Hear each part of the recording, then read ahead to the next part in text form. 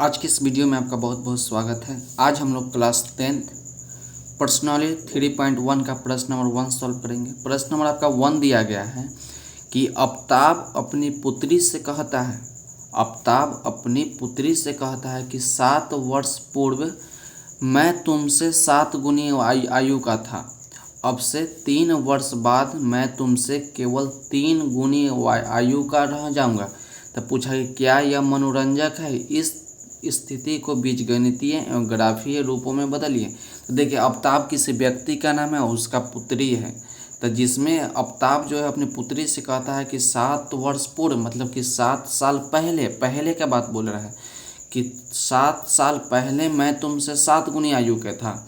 और फिर से बोला कि 3 वर्ष बाद, मतलब कि 3 वर्ष बाद मैं तुमसे केवल 3 गुना आयु का रह जाएंगे। तो इसको बीजगणितीय रूप में और ग्राफीय विधि में इसको बनाकर व्यक्त करके दिखाना है।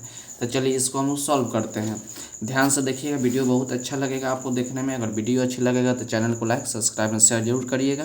तो चलिए इसको हम लोग स्टार्ट करते हैं। तो आफ्ताब और इसमें आपका पुत्री है, मतलब 2 व्यक्ति का चर्चा किया गया है। तो सबसे पहले हम लिखेंगे कि माना कि आफ्ताब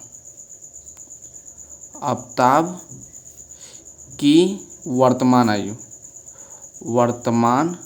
आयु कितना है?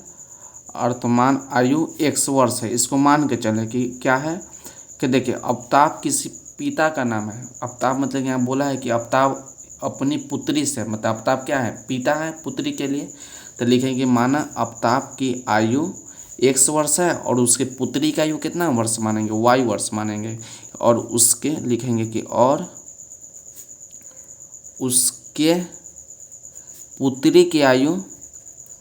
पुत्री की वर्तमान मतलब अभी का वर्तमान आयु कितना हो जाएगा? वर्तमान आयु y वर्ष है। क्या लिखे कि आफ्ताब की वर्तमान आयु x वर्ष और उसके पुत्री का वर्तमान आयु y वर्ष। तो आप सीधा आप जानते हैं कि पुत्री से पिता क्या होगा? बड़ा होगा। आपको इतना याद रखना होगा। ये सब लॉजिक है। लॉजिक को आपको बहुत ध्यान से सुनना होगा और आपको याद रखना होगा।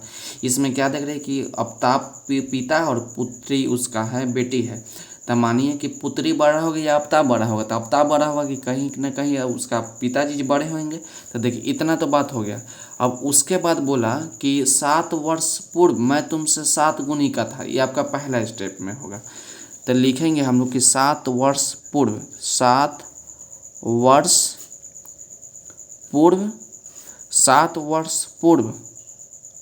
आफ्ताब की वर्तमान आयु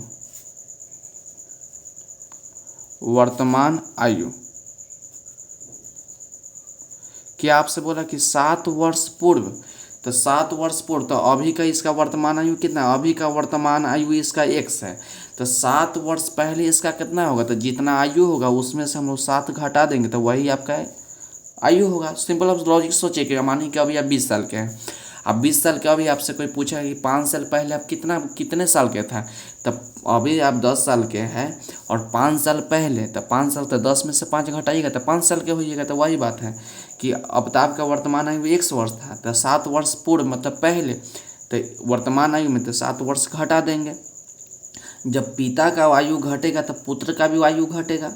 जब पिता जब x-7 वर्ष के होंगे तो उसका जितना आयु होगा तो उसके पुत्र का भी आयु तो कम होगा। तो लिखेंगे हम लोग कि 7 वर्ष पूर्व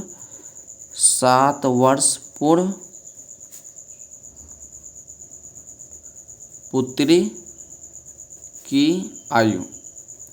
तो देखिए, 7 वर्ष पूर्व तब पुत्री का आयु कितना है? तो वर्तमान आयु इसका y वर्ष है। और 7 वर्ष पूर्व मतलब इसमें भी आप 7 घटा देंगे। जब पिता का आयु घटेगा तब पुत्री का भी आयु घटेगा। लॉजिक है कि जब पिता का आयु घटेगा तब पुत्री का भी आयु घटेगा। तो देखिए, तो प्रश्नानुसार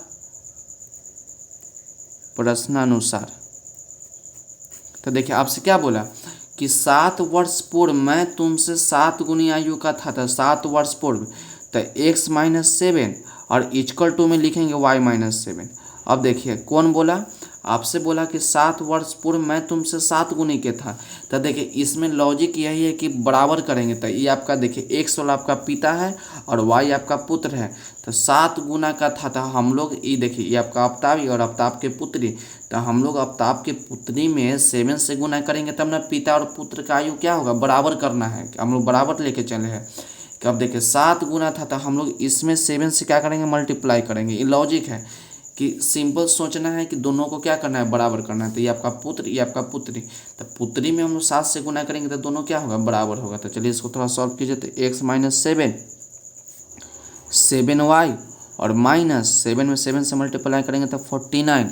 उसके बाद क्या करते हैं कि x और देखिए प्लस में 7y, तो इसको ले आएंगे इक्वल टू में, तो माइनस में 7y इक्वल टू में माइनस में 49 और देखिए माइनस में 7, तो इक्वल टू को उधर ले जाएंगे तो प्लस में 7। तो देखिए x minus 7y equal to कितना हो जाएगा, माइनस में 42 हो जाएगा। माइनस में कितना हो जाएगा, 42। तो देखिए माइनस 7y, इसको समीकरण 1 लेट कर लेते, इसको समीकरण 1 लेट कर लेते। चलिए इसको क्या किया, समीकरण 1 मान लिए। अब दूसरा कंडीशन में चलते हैं कि दूसरा बात में बोला कि अब से 3 वर्ष बाद मैं तुमसे केवल 3 गुनी आयु का रह जाऊंगा। तो 3 वर्ष बाद, तो फिर से क्या बोला, फिर से देखिए, फिर अब 3 वर्ष बाद, 3 वर्ष बाद कौन बोला, अवताव बोला कि 3 वर्ष बाद अवताव की आयु। तो अवताव का वर्तमान आयु कितना है, अवताव का वर्तमान आयु 1 वर्ष है। तो 3 वर्ष बाद, तो जब बाद बोलेगा ना, जैसे आपसे बोला कि अभी का आपका वर्तमान आयु मानिए कि 20 साल है, तो कहेगा कि आपसे 5 साल बाद आपका कितना आयु हो जाएगा। तो 20 साल अभी है तो उसमें 5 साल बाद, तो उसमें 20 में 5 क्या करेंगे, ऐड करेंगे। तो वही बात है, 3 वर्ष बाद आपका आयु कितना होगा, मतलब अवताव की आयु कितना हो जाएगा। तो शुरू में तो इसका वर्तमान आयु 1 से 3 वर्ष बाद है, इसमें 3 जोड़ देंगे। तो ये भी है कि जब अवताव का आयु बढ़ेगा तो उसके पुत्री का भी आयु बढ़ेगा। तो लिखेंगे कि 3 वर्ष बाद पुत्री की आयु। तो पुत्री का वर्तमान आयु कितना है, पुत्री का वर्तमान आयु y वर्ष है, तो y हो जाएगा इसमें 3 वर्ष बाद, तो 3 जोड़ेंगे। तो देखिए पुनः प्रश्नानुसार, तो देखिए पुनः प्रश्नानुसार आपसे क्या बोला है। तो पहले तो लॉजिक है कि दोनों को बराबर ले लेंगे, दोनों को क्या करेंगे, बराबर ले लेंगे। तो दोनों को बराबर ले लिए। आपको याद रखना है कि ये अवताव है, ये अवताव की पुत्री है। तो देखिए इसमें लॉजिक है कि दोनों को बराबर कर लेंगे। तो देखिए इसमें बोला कि अब से 3 वर्ष बाद मैं तुमसे केवल 3 गुनी आयु का रह जाऊंगा। तो देखिए तो लॉजिक किसमें, अगर बेटी में हम लोग पुत्री में 3 से गुना करेंगे, 3 वर्ष बाद बोला है, 3 गुनी बोला है तो 3 से गुना, तो हम लोग पुत्री में 3 से गुना करेंगे तो हम लोग पुत्र के आयु के बराबर होगा। तो चलिए हम लोग इसमें क्या किए, पुत्री में हम लोग 3 से मल्टीप्लाई किए। तो देखिए इसको थोड़ा सॉल्व करते हैं कि x प्लस 3 इक्वल टू 3 में y से गुना किए 3y प्लस 3 में 3 से गुना किए तो 9। तो देखिए उसके बाद क्या करते हैं कि x और देखिए प्लस में 3y, तो इक्वल टू किधर लेंगे, तो माइनस में 3y इक्वल टू में देखिए इधर आपका प्लस में 9 है, इधर आपका प्लस में 3, तो इक्वल टू किधर ले जाएंगे, तो माइनस में 3। तो x minus 3y equal to कितना हो गया, 9 में से 3 जाएगा तो आपका 6। ये आपका समीकरण 2 आ गया। अब समीकरण 2 तो आ गया, तो आपसे क्या बोला है कि इस स्थिति को बीजगणितीय एवं ग्राफीय रूपों में व्यक्त कीजिए। तो बीजगणितीय रूप में तो हम लोग व्यक्त कर लिए। देखिए बीजगणितीय मतलब यही है, आपका 2 समीकरण के रूप में हम लोग व्यक्त कर लिए। अब इसको हमको दिखाना है ग्राफ कॉपी पर, ग्राफ कॉपी पर इसको पार के आप दिखाइए। आपसे बोला ना कि ग्राफीय रूपों में व्यक्त कीजिए। चलिए हम लोग क्या करते हैं कि समीकरण 1 और समीकरण 2 से करते हैं। तो सबसे पहले हम समीकरण 1 ले लेते हैं। क्या करते हैं, लिखते हैं हम, देखिए समीकरण यहाँ से तो हम लिखेंगे, अब लिखेंगे ग्राफीय विधि से हल, ग्राफीय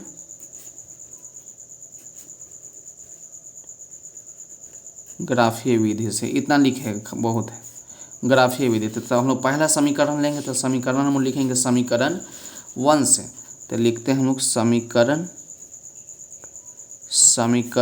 1 से। तो समीकरण 1 आपका क्या है, समीकरण आपका है कि x minus 7y equal to minus में 42। तो इतना लिख लिए। अब देखिए क्या करते हैं कि माइनस में 42 है ना, तो हम लोग क्या करते हैं कि माइनस 7y इसको इधर छोड़ देते हैं, अब माइनस में 42 और प्लस में 7, तो इक्वल टू के उधर जाएगा तो माइनस में x, इधर इधर आपके इक्वल टू के इधर होगा प्लस में x और इक्वल टू के उधर जाएगा तो माइनस में x, तब माइनस में 7y इक्वल टू देखिए माइनस में 42 और माइनस में x, तो दोनों में से क्या करेंगे माइनस कॉमन ले लेंगे तो आपका बच जाएगा 42 और प्लस में x, तो देखिए माइनस से माइनस कट जाएगा क्योंकि दोनों के बीच में इक्वल टू, तो इसके बीच में मल्टीप्लाई तो y equal to 42 plus x और नीचे आपका 7। तो इतना लिखने के बाद हम लोग क्या करेंगे, एक मान सारणी बनाएंगे। क्या बनाएंगे, मान सारणी। कुछ इस प्रकार से डब्बा बनाएंगे, इस प्रकार से डब्बा बना लेंगे, इसको दो भाग में बांट देंगे और इसको हम लोग एगो में x लिखेंगे और इसमें हम लोग y लिखेंगे। अब इसमें हम लोग x के जगह पर हम लोग बारी बारी से कुछ भी मान ले सकते हैं। आप प्लस में भी ले सकते हैं, माइनस में भी ले सकते हैं, फ्रैक्शन के भी रूप में ले सकते हैं, कुछ भी ले सकते हैं, वो आपके ऊपर है। देखिए x और y का मान कम से कम 2 निकालना होगा। कम से कम ग्राफ दिखाने के लिए x और y का मान आपको 2 ज़रूरत है। 2 के आगे आप 3 भी निकाल सकते हैं, 4 भी निकाल सकते हैं, इससे कोई प्रॉब्लम नहीं है, लेकिन कम से कम आपको 2 निकालना है। तो हम 2 निकालते हैं ताकि आपका समय का बचत हो। तो देखिए हम लोग x बराबर कितना पुट कर लेते हैं, हम लोग इतना पुट करेंगे ताकि ऐसा वैल्यू पुट करेंगे ताकि कट जाए और सिंपल मान हमको निकले। सिंपल मान आपको निकालना, तो x के जगह हम 0 पुट करेंगे। पुट करने से पहले सोचेंगे कि क्या मान हो सकता है। अगर 0 पुट करेंगे तो 42 में 0 जोड़ेंगे तो 42 और 42 7 से क्या होगा, कट जाएगा। तो हम लोग x बराबर 0 पुट कर सकते हैं। तो y इक्वल टू 42 और प्लस में 0 और नीचे आपका क्या हो जाएगा 7 हो जाएगा। तो y बराबर 42 और बटा 7, तो कट जाएगा 6 बार में। तो y का मान कितना आ गया, y का मान 6 आ गया। तो x बराबर कितना मान लिखे हैं, x बराबर 0 लिखे हैं, तो x के सामने 0 लिखिए और y का मान कितना आ गया, y का मान 6 आ गया। तो यहाँ y का मान 6 लिख दीजिए। उसके बाद फिर से पुट करेंगे। देखिए यहीं इसका सामने लिख देते हैं। पुट कितना करेंगे, अब सोचिए। यदि x बराबर हम लोग 2 करते हैं, यदि x बराबर 2 करते हैं तो 42 प्लस 2 कितना हो जाएगा 44 और नीचे 7, तो कटेगा नहीं, कटेगा तो ये थोड़ा डिफिकल्ट हो जाएगा। यदि x के जगह पर हम 3 करेंगे तब 42 प्लस 3 तो 45/7, तो नहीं कटेगा, फिर भी थोड़ा भारी हो जाएगा, फ्रैक्शन के रूप में हो जाएगा। यदि 42 प्लस x के जगह पर हम 7 पुट करते हैं, यदि x के जगह पर 7 पुट करते हैं, देखिए क्या हो जाएगा कि y इक्वल टू 42 आप प्लस में 7 और नीचे 7, तो y इक्वल टू 42 में 7 ऐड करेंगे तो 49 और नीचे आपका 7, तो ये कट जो हो जाएगा आपका 7 बार में। तो y का मान कितना हो जाएगा 7 हो जाएगा। तो ये आपका थोड़ा सिंपल है। तो x का मान कितना पुट किया 7, तो x के सामने 7 और y का मान कितना है 7, तो 7 लिख लिए। तो समीकरण 1 के लिए तो हम लोग मान सारणी निकालिए। आपका क्या है, इसको बोलेंगे कि मान, इसको हम लोग बोलेंगे मान सारणी। तो हम लोग समीकरण 1 को तो सॉल्व कर लिया। अब समीकरण 2 देखते हैं। समीकरण 2 आपका दिया है कि x minus 3y equal to 6, लिख लेते हैं। समीकरण 2 से, तो समीकरण 2 जो आपका है कि x minus 3y equal to कितना हो जाएगा 6 हो जाएगा।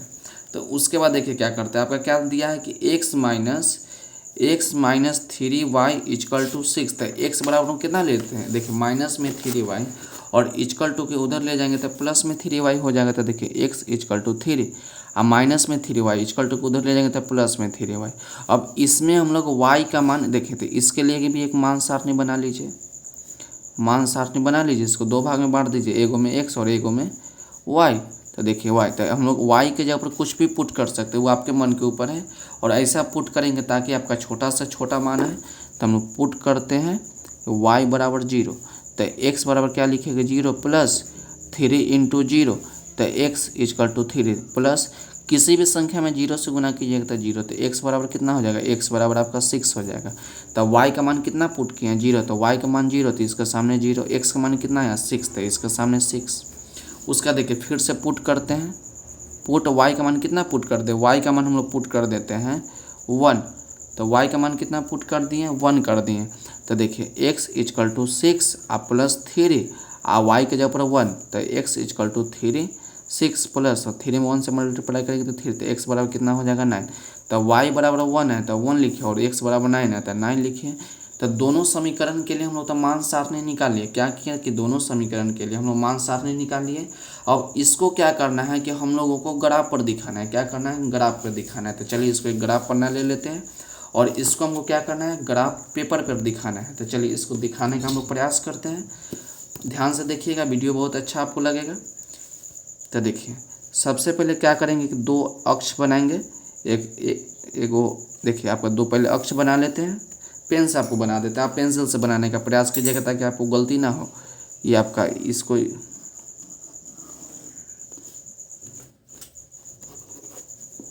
इसको थोड़ा इसको लाइन पार लेते हैं।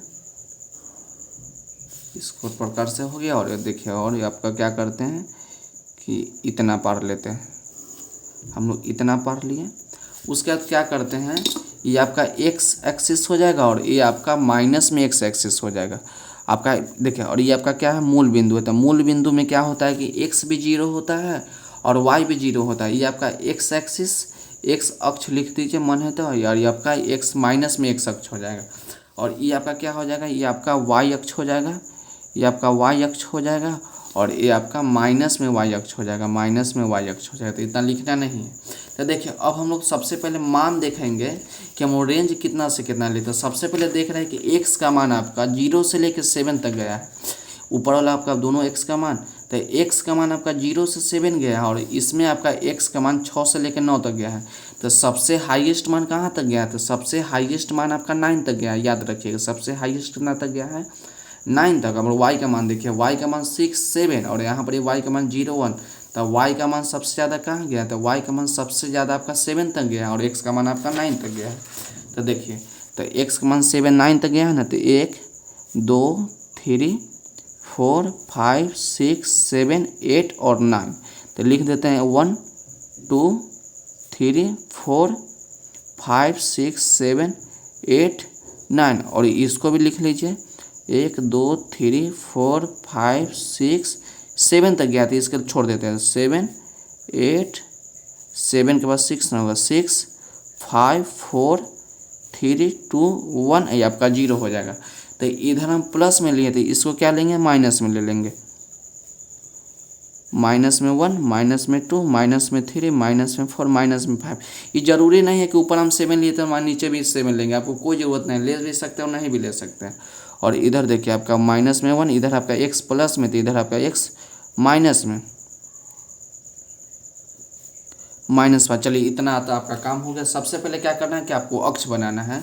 उसके बाद देखिए, तो समीकरण 1 के लिए तो एक्स का मान 0 और वाई का मान 6 कितना लेके चलेंगे कि एक्स का मान आपका 0 है और वाई का मान आपका 7 है। इसको साइड में रखिए। एक्स का मान कितना है, तो देखिए यहाँ पर जो होता है आपका एक्स का मान भी 0 होता है और वाई का मान भी 0 होता है।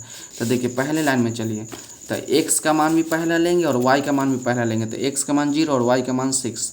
तो यहाँ पर तो एक्स आपका 0 हो गया, वाई का मान कितना, वाई का मान 6। तो वाई का मान 6 यहाँ पर ही होगा। तो पहला कोऑर्डिनेट में हम लोग एक्स लिखेंगे और दूसरा में वाई लिखेंगे। तो एक्स कितना है, तो एक्स आपका 0 है और वाई कितना है, वाई आपका 6 है। इतना लिख लीजिए। उसके बाद क्या क्या करते हैं कि एक्स का मान आपका 7 है, एक्स का मान आपका 7 है और वाई का मान भी आपका 7 है। तो देखिए, तो एक्स का मान 7, तो देखिए एक्स का मान प्लस में 7 यहाँ पर ही है और इसके सीधे में जाइएगा तो 7 मान आपका यहाँ है। तो दोनों बिंदु कहाँ मिलेगा, यहाँ मिलेगा। ध्यान से देखिए, एक्स का मान 7, तो एक्स का मान 7 और वाई का मान 7 यहाँ। तो ये दोनों कहाँ पॉइंट मिलेगा, सीधा जाएगा और एगो यहाँ मिलेगा। तो इसका कोऑर्डिनेट कितना हो जाएगा, 7, 7। अब इसको क्या करेंगे, दोनों लाइन को क्या करेंगे कि मिला देंगे। तो दोनों लाइन को क्या करते हैं, थोड़ा मिला देते हैं। क्या करते हैं, इसको मिला देते हैं। देखिए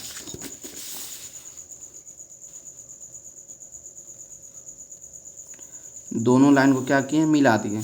तो इसको मिलाने के बाद क्या करेंगे, इस समीकरण का नाम लिख लेंगे। तो इस समीकरण का नाम क्या है, इस समीकरण, ई लाइन का समीकरण है आपका x माइनस, देखिए x minus 3y equal to 42। तो इसको लिख देंगे x minus 7y equal to minus में 42। तो समीकरण 1 के लिए तो हो गया। अब समीकरण 2 के लिए देखते हैं।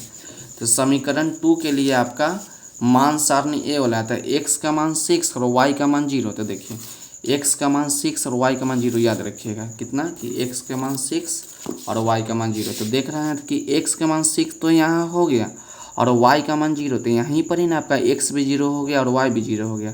तो y का मान 0 यहाँ पर ही हो गया और x का मान 6 आपका यहाँ हो गया। तो इसका क्या कोऑर्डिनेट लिखिएगा, पहला x लिखिए। तो x का मान 6 और y का मान कितना है, y का मान 0 है। उसके बाद देख रहे हैं कि x का मान 9 है। देखिए x का मान 9 है और y का मान 1 है।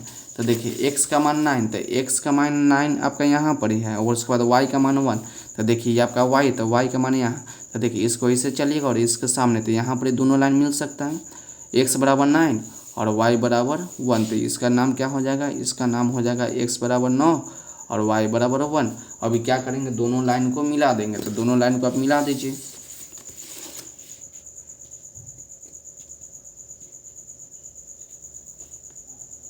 चलिए इसको लाइन को मिला दिए। इसके बाद क्या देख रहे हैं कि इस समीकरण का नाम लिख देंगे।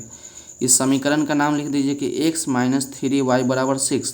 तो देखिए केवल आपसे सवाल में बोला था, केवल आपको सवाल में क्या बोला था कि इस स्थिति को बीजगणितीय और ग्राफीय रूपों में व्यक्त कीजिए। केवल आपको व्यक्त करना था, बल्कि आपको ना x का मान पूछा था ना y का मान पूछा था। और ध्यान से देखिए, तो ध्यान से आप क्या देखिएगा, आपको थोड़ा समझ जाने के लिए कि देख रहे कि यहाँ का दूरी इतना है और यहाँ जाते जाते इसका दूरी देखिए कमते गया है। देखिए यहाँ का दूरी इतना है और यहाँ से जैसे आगे बढ़ रहे हैं तो इसका दूरी क्या हो रहा है, घटते जा रहा है। तो इसका मतलब क्या है, ये कहीं ना कहीं आगे जाके कटेगा, कहीं ना कहीं आगे जाके कटेगा, तो x और y का मान निकलेगा। लेकिन आपका तो सवाल में ना x का मान पूछा है ना y का मान पूछा है, केवल आपसे बोला है कि ग्राफीय रूपों में व्यक्त कीजिए। तो आपका सवाल जो है यहीं पर ही समाप्त होता है। तो आज के वीडियो के लिए बस इतना ही, मिलते हैं अगले वीडियो में। अगर वीडियो अच्छी लगी हो तो चैनल को लाइक, सब्सक्राइब और शेयर जरूर करें। पढ़ते रहिए और बढ़ते रहिए।